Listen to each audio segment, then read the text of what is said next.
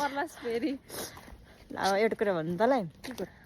तँलाई म यहाँ आएर कस्तो फिल भइरहेछ मलाई त एकदम खुसी लागिरहेछ तँलाई चाहिँ बरु नरमाइलो लागिरह होला किन नरमाइलो भएको जस्तो लाग्छ त अनि नर्मस Happy भन्दा नै पनि छैन। ह्याप्पी भन्दा पनि यस्तो हुँदो रहेछ क्या किनकि म कति वर्ष भयो क्या यसरी हिँडेको छैन नि त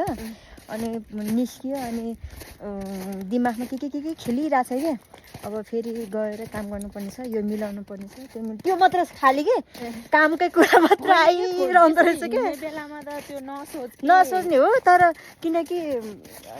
कामै त्यस्तै छ नि त सबै कुराहरू हेर्नु मिलाउनु गाइस पर्छ। अब जिम्मेवारीले थिचेपछि नि मान्छेलाई के हुँदो रहेछ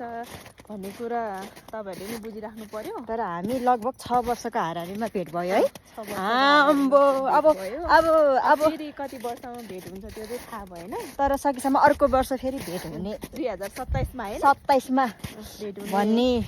कुरा गरिरहेछौँ हामी चाहिँ 2027 मा चाहिँ हिउँ छ गाइस कस्तो घिउमा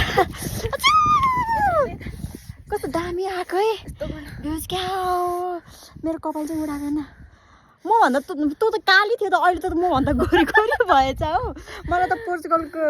हावा पानीले त कालो कालो हिउँ परिरहेछ है कालो कालो बनाइछ जाडो महिनामा पनि यता दामी झन् यता नि कस्तो दामी छ है सबै ठाउँमा चाहिँ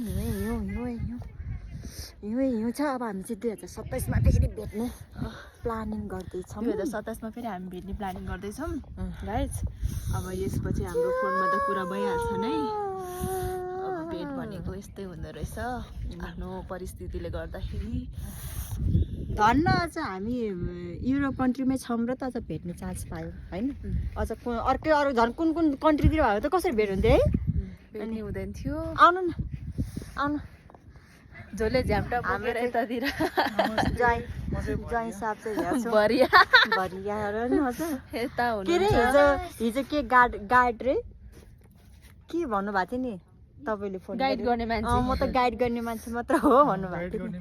होइन ल गाइस अहिले भेटौँला गाइड गर्ने मान्छेलाई नि थाहा छैन